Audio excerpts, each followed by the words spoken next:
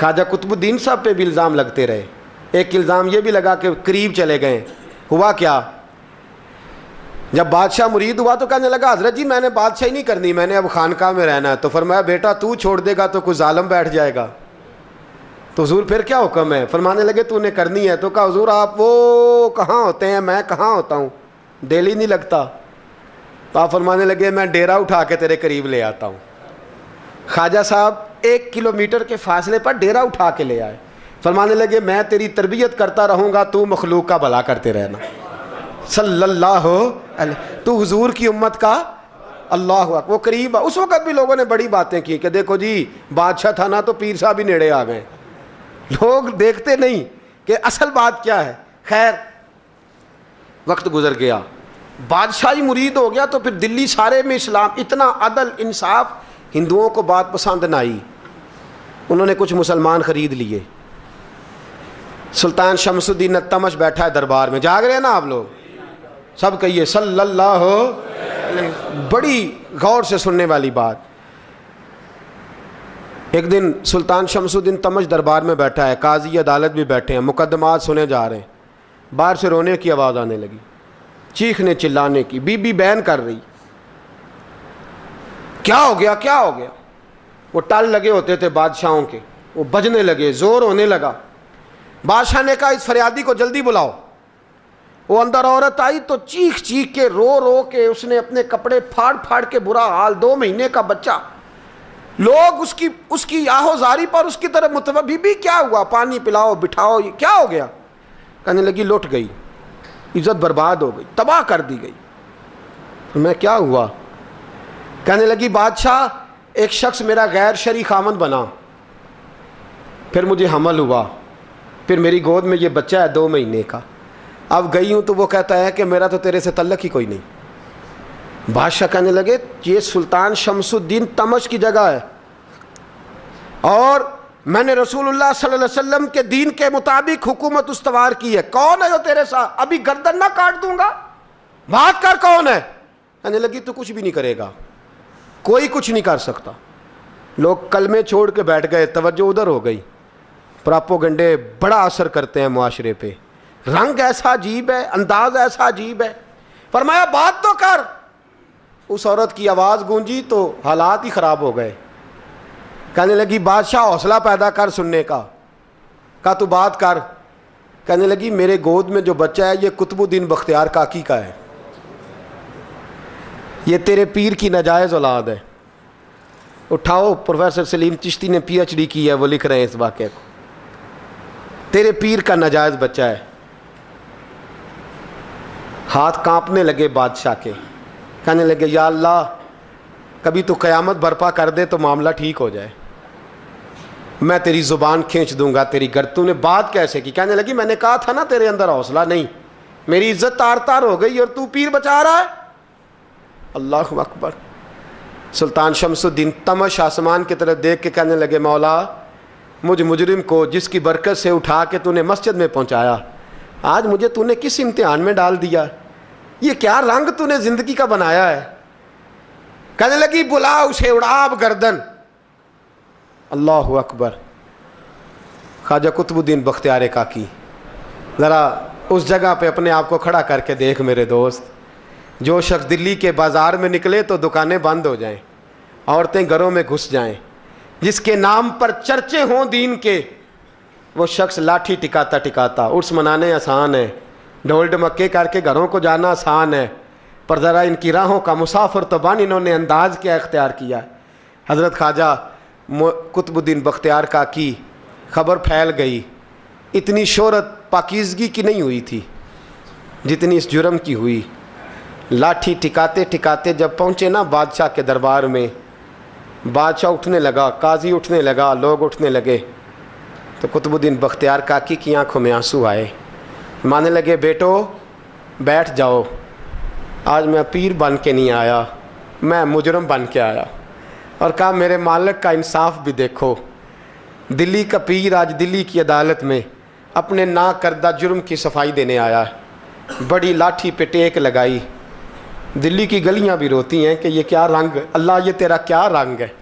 یہ تے میں گڈی تے ہاتھ ڈور سجن دے, ਉਹ ਜਿੰਜ ਰੱਖੇ ਉਂਝ ਰਹਿਣਾ, ਵਾਜਬ ਨਹੀਂ ਜੇ ਵਿੱਚ ਸ਼ਰੀਅਤ, ਮੰਦਾ ਖਸਮ ਨੂੰ ਕਹਿਣਾ, ਇਹ ਤਨ ਮੇਰਾ ਕੰਗੀ ਹੋਵੇ, ਮੈਂ ਜ਼ੁਲਫ ਸੱਜਣ ਦੀ ਵਾਵਾਂ, ਪੋਸ਼ ਮੇਰੇ ਦੀ ਜੁੱਤੀ ਬਣ ਜਾਏ, ਮੈਂ ਯਾਰ ਦੀ ਕਦਮੀ ਆਵਾਂ, ਮਾਰੋ ਮਾਰੋ ਮੈਨੂੰ ਮਾਰ ਮੁਕਾਓ, ਕੋਈ ਯੂਜ਼ਰ ਨਾ ਪੇਸ਼ ਲਿਆਵਾਂ, ਜੇ ਸੋਹਣਾ ਹੀ ਮੇਰੇ ਦੁੱਖ ਵਿੱਚ ਰਾਜ਼ੀ, ਜੇ ਸੋਹਣਾ ਹੀ ਮੇਰੇ ਦੁੱਖ ਵਿੱਚ ਰਾਜ਼ੀ, ਤੇ ਮੈਂ ਸੁੱਖ ਨੂੰ ਚੁੱਲ੍ਹੇ ਡਾਵਾਂ, ਪਰ ਯਾਰ ਫਰੀਦਾ ਜੇ ਕਦੀ ਮਿਲ ਪਏ ਸੋਹਣਾ, ਯਾਰ ਫਰੀਦਾ ਜੇ ਕਦੀ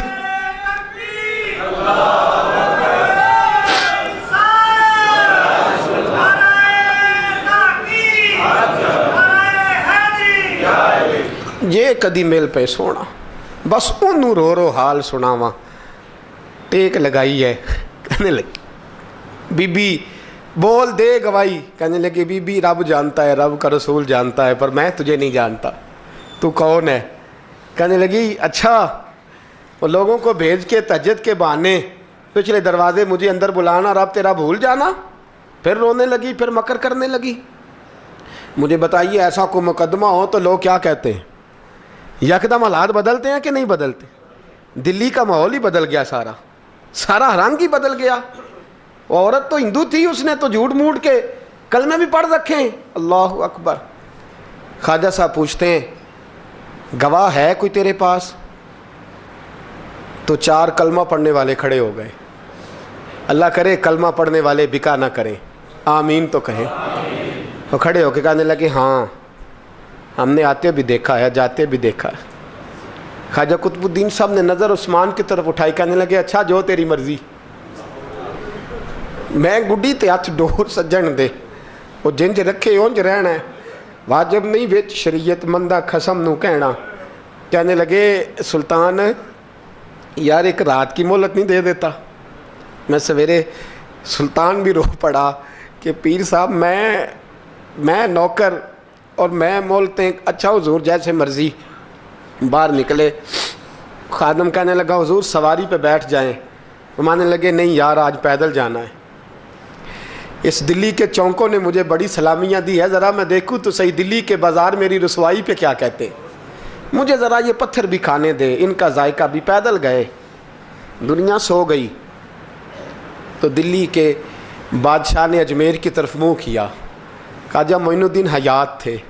बेखबर हो जो ग़ुलामों से वो आका क्या है, बेखबर हो जो ग़ुलामों से वो मुँह किया। कहने लगे मोइनुद्दीन मैं कोई लवारस तो नहीं ना, मैं कोई लवारस हूँ कि यहाँ जो मेरे साथ मर्जी हो जाए। तेरी मजबूरियाँ दुरुस्त, मगर तेरा वादा था साथ देने का वक्त आया है। मैं कोई लवारस नहीं कि अब तू अजमेर में बैठा रहे और मैं दुख सारा अकेले बर्दाश्त करूं। बुढ़ापे का मुझे भी पता है, कमज़ोरी का मुझे भी पता है, ज़ोफ़ का मुझे भी पता है, पर तत्ती थोड़े थकड़े खानदड़ियाँ, मैं भी तो तेरे नाम तो मुफ्त भी खानदड़ियाँ। मुझे भी तो पता है ना मनम गुलाम ने अली हैदरी यम कादरी यम तमज़ अहमद रज़ा खामी ज़नम। मैंने भी तो अपना नाम नहीं ना जपा, तेरा ही जपा है सारी ज़िंदगी। ये लफ्ज़ कहे, कहते मैं रोया। आँख लगी तो हज़रत ख्वाजा मोइनुद्दीन साहब ख्वाब में मिले। कहने लगे कुतुबुद्दीन मेरा इंतज़ार करना, मैं पहुँच रहा हूँ। मेरा इंतज़ार करना, मेरा इंतज़ार। क्या कहा मियाँ साहब ने? कहते हैं माली दा कम पानी देना, फल कच्चे होण या पक्के, ये पीर मुरीद दे सिर ते ही रहिंदा है, झूठे होण या सच्चे। मैं आया, फिक्र ना करना। हज़रत सवेरे उठे, फिर गए अदालत। फिर कहा ना भाई प्रोटोकॉल, मुजरमों का प्रोटोकॉल नहीं होता, मैं अकेला जाऊंगा। जिसके आगे पीछे नारे होते तने तनहा। 2-4 मिनट ज़्यादा ले लूँ आज आप हजरात। कहते मैं पहुंचा अदालत और जाके जब कहा ना कि हाँ जी हुजूर बताइए, गवाह भी खिलाफ है, मुकदमा बोलें। तो कहने लगे मुझे मेरे शेख ने हुक्म दिया है कि मेरा इंतज़ार करना। फिर वो जो बातें करने वाले थे कहने लगे जी कौन गया था अजमेर, कौन आया है वहाँ से, हमें रूहानी बातें ना बताई जाएं। यहाँ से तो एक दिन में पहुँचा नहीं जा सकता, ट्रेन भी 36 घंटे लेती है दिल्ली से जाने में। तो कहा यह कैसे हो सकता है, कोई रात को रात आपको खबर हो गई, आप केस को लंबा ना करें। बादशाह मुरीद है, लगता है कि ये रातों रात भगा देगा पीर को। اتنی باتیں خواجہ صاحب نے سنی. جب بے گناہ آدمی کو یہ باتیں سننی پڑتی ہیں پھر دل بڑا ٹوٹتا ہے, پھر بڑی تکلیف ہوتی ہے. حضرت کہنے لگے یارو تمہاری مرضی. شمس الدین تمش کی آواز گونجی, فرمایا جیسے انہوں نے کہا ویسے کیا جائے گا. 3 دن کے لیے عدالت برخاست کر دی جاتی ہے. چیم گوئیاں ہونے لگی, پھبتیاں کسی جانے لگی. تیسرے دن شام کا وعدہ تھا, چوتھے دن عدالت جانا تھا. قطب الدین بختیار کاکی کے پاس لوگ آ کے افسوس کرتے تو آپ بولتے نہیں. یہاں تو لوگ صفائیاں دیتے ہیں, بولتے نہیں. فرماتے یار میں گڈی تے ہاتھ ڈور سجن دے, وہ جینج رکھے میں اونج ہی رہنا ہے, جیسے اس کی مرضی ویسے. جیڑیاں گڈیاں آپ پہ اڈیاں ہو نہ چڑھن اونچائیاں, وہی گڈیاں اونچیاں اڈیاں جڑیاں سائیاں آپ چڑھائیاں. فرمایا ٹھیک ہے جیسے وہ رکھے میں راضی ہوں. اللہ اکبر. تیسرے دن کی مغرب کا وعدہ تھا. جب مغرب کا سورج ڈوب گیا نا, بڑے قافلے اجمیر سے آئے پر معین الدین نہ آیا. وعدہ کیا تھا یار نے آؤں گا دن ڈھلے. وہ خواجہ غلام فرید صاحب رحمۃ اللہ تعالیٰ علیہ فرمایا کرتے تھے نا, کوا کھانے لگا آنکھیں تو کہنے لگے کاغا اے تن سارا ہی کھائیو, میرا چن چن کھائیو ماس, میرے 2 نین نہ کھائیو, مینو پیا ملن دی آس.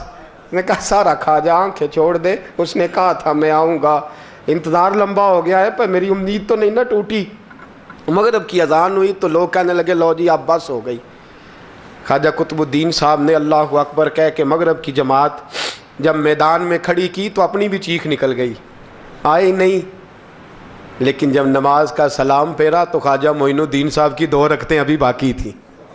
خواجہ صاحب پیچھے نماز پڑھ رہے ہیں, سلام پھیرا اور نماز کے بعد جب اٹھے نا تو خواجہ صاحب کے سینے کے سینہ لگا. تو کہا حضرت جی میں شہزادہ تھا, آپ نے کہا تھا خشک روٹی کھانا تو میں نے خشک کی کھائی ہے, آپ نے کہا تھا فاقے کرنا تو میں نے کیے ہیں, آپ نے کہا وطن واپس نہیں جانا تو میں نہیں گیا. حضور اس امتحان کا آپ نے بتایا ہی نہیں تھا, یہ مجھے بتا جاتے اب اس سفید داڑھی سے میں جواب دیتا پھروں. خواجہ معین الدین صاحب نے جھٹکا, پیچھے ہٹ, تو زیادہ عزت والا ہے کہ یوسف زیادہ عزت والا تھا؟ تو زیادہ مقام والا ہے کہ عائشہ زیادہ مقام والی تھی؟ چپ کر, یہ کوئی صوفیاء کا طریقہ ہے؟ چپ کر. عرض کی حضور غلطی ہو گئی, میں پہلے نہیں رویا, تو ملا ہے تو رویا ہو. میں پہلے نہیں تڑپا, میں نے شکوا نہیں, تو ملا ہے. اپنا ہی کو ملے تو دکھ یاد آتے ہیں نا. فرمایا چپ کر, جا سلطان سے کہہ دے سویرے نماز کے بعد عدالت لگا دے. سویرے جب عدالت لگی نا تو خواجہ معین الدین صاحب بازو پکڑا خواجہ قطب صاحب کا, نکلے تو دیکھا لائنیں لگی ہیں, مجمع لگا ہے, آنکھوں میں آنسو آ گئے. کہا حضور آپ کیوں روتے ہیں؟ فرمایا میرا دل تھا لوگ میرے کتب کی شان دیکھنے آئے, یہ کتنے بدبخت ہیں, میرے کتب کی رسوائی دیکھنے آئے. کتنے نالائق ہیں, رسوائی دیکھنے اتنے آئے ہیں, شان دیکھنے آتے ہی نہیں. اللہ اکبر. جب میدان لگا خواجہ صاحب پہنچے, عورت کو کہنے لگی اللہ سے ڈر جا, وقت تھوڑا ہے, تو مر جائے گی. کہنے لگی مجھے داستانیں نہ سنائیں. قاضی صاحب سے کہنے لگے قاضی صاحب آپ حقیقت حال سے آگاہ ہیں, خیال کریں. کہنے لگے خواجہ صاحب دلیلیں نہ دیں, گواہ لائیں, واز نہ کریں. خواجہ صاحب رحمۃ اللہ علیہ کہنے لگے گواہوں کو بلاؤ. گواہ آئے تو خواجہ معین الدین صاحب نے نظر, تم ہو میرے کتب پر, میرے کتب کے جرم کے گواہ. ان کی زبانیں کانپنے لگیں, ہاتھ کانپنے لگے. میں بولتے کیوں نہیں؟ جب ان کی نظریں جھکی تو بادشاہ کہنے لگا اگر اب تم نے گواہی نہ دی تو تمہیں میں مجرم بنا کے 80 کوڑے ماروں گا. کہنے لگا جی دیکھا ہے, جی دیکھا ہے ہم نے تہجد کے وقت. جب سب گواہیاں پوری ہو گئیں, عورت بھی تڑپ رہی ہے, رو رہی ہے, 2 مہینے کا بچہ گود میں ہے. اب بولیے بولیے. علماء ظواہر بھی کھڑے ہیں, حسد کرنے والے جلنے والے بھی کھڑے ہیں, ہندو تو ویسے ہی تالیاں بجا رہے ہیں. اجمیر کا بوڑھا, اور یہ آخری پھیرا تھا خواجہ معین الدین کا دلی میں. اس کے بعد ظاہراً دوبارہ نہیں آئے. اٹھے لاٹھی ٹکاتے ٹکاتے اور میدان کے اندر جا کے نا, بڑے میدان میں مجمع تھا, سر سجدے میں رکھا. کہنے لگے یا اللہ میں ہندوستان مرضی سے نہیں آیا, تیرے رسول کا بھیجا آیا ہوں. پھر اٹھے اور کہنے لگے مولا تیرے نبی کا فرمان ہے کہ میری امت کے علماء بنی اسرائیل کے نبیوں کی طرح ہوں گے. اگر یوسف کے لیے بچہ بول سکتا ہے تو میرے کتب کے لیے بھی بولنا چاہیے. اگر یوسف علیہ السلام کے لیے بول سکتا ہے تو میرا قطب الدین بھی سچا ہے. اس کے لیے پھر اٹھے, اس بی بی کی طرف بڑھے. لوگ کہنے لگے نہ جانے اب کیا ہوگا. جب اجمیر کے بادشاہ نے, عطا رسول نے, ہند الولی نے, امام الاولیاء نے کپڑا کھینچا اور کہنے لگے وہ بچے تو جانتا ہے نا تیرا باپ کون ہے, 2 مہینے کا بچہ. جب نانا بولا تو بی بی کہنے لگی اب کیا کر رہے ہو, بچے بھی کبھی بولے ہیں. میں بی بی چپ کر, ان اللہ علی کل شیء قدیر, میں کمزور رب کا ماننے والا نہیں, قدرتوں والے رب کا ماننے والا ہوں. وہ چاہے تو بچے بھی بولتے ہیں. قرآن کہتا ہے حضرت عیسیٰ بولے تھے انی عبداللہ آتانی الکتاب. مریم بھی تو ولی اللہ تھی, وہ نبی تو نہیں تھی.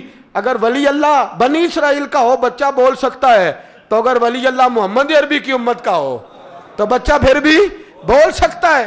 یوں کپڑا ہٹایا, بچہ بول. 2 مہینے کا بچہ ماں کی گود میں اٹھ کے بیٹھ گیا اور بچہ بول کے کہنے لگا السلام علیکم یا ولی اللہ. جب یہ لفظ ادا کیے تو نعرے لگنے لگے, لوگ رونے لگے. بی بی بے ہوش ہو کے گری, فرمانے لگے مجھے سلام نہ کر, میرے کتب کی بات بتا. کہنے لگا قسم ہے اللہ کی عزت کی, وہ سامنے مجمع جو سردار بیٹھا ہے وہ میرا باپ ہے. قطب الدین تو بے گناہ ہے, قطب الدین تو بے گناہ ہے, میرا باپ تو وہ بیٹھا ہے. یہ قاضی بھی سازش میں شریک ہے. کئی مسلمان خریدے گئے, یہ گواہ خریدے گئے. جب گواہی ہو گئی, بچہ یہ لفظ کہہ کے اللہ اکبر کہتا ہوا پھر چپ کر گیا. خواجہ قطب الدین صاحب کا بازو پکڑا, خواجہ معین الدین صاحب نے مجمع سے باہر نکلے. لوگ کہنے لگے حضور آپ کچھ بولتے نہیں. فرمانے لگے جس نے بولنا تھا وہ بول چکا ہے, جس نے بولنا تھا وہ جو جادو وہ جو سر چڑھ کے بولے. فرمایا تم نے افواہوں پہ نظر رکھی اور میں نے اللہ کی قدرت پہ نظر رکھی. تم نے اس کے کردار کو جھنجھوڑا اور میں نے اس کے کردار کو تعمیر کیا. حضرت سلطان شمس الدین تمش بھی پیچھے دوڑے, کہا حضور کہاں لے جا رہے ہو. فرمایا کتب میرا ہے, میں جمائر ساتھ لے کے جا رہا ہوں. اب میں نے اپنا بچہ تمہارے سپرد, اب میرے پاس رہے گا. تم نے ستایا ہے میری اولاد کو, اب یہ میرے پاس رہے گا, میں نے نہیں تمہیں دینا. لوگ راہیں بچھا کے, نظریں بچھا کے بیٹھ گئے, پاؤں میں گر گئے. کہنے لگے حضور ہمارے لیے نہیں, رسول اللہ کے دین کے لیے, ہمارے لیے نہیں, تعمیر شریعت کے لیے, ادائے سنت کے لیے چھوڑ جائیے. خواجہ صاحب کہنے لگے قطب الدین جا, تجھے چھوڑ کے جاتا ہوں, اب قیامت تک کوئی تیری رسوائی کی جرت نہیں کر سکے گا.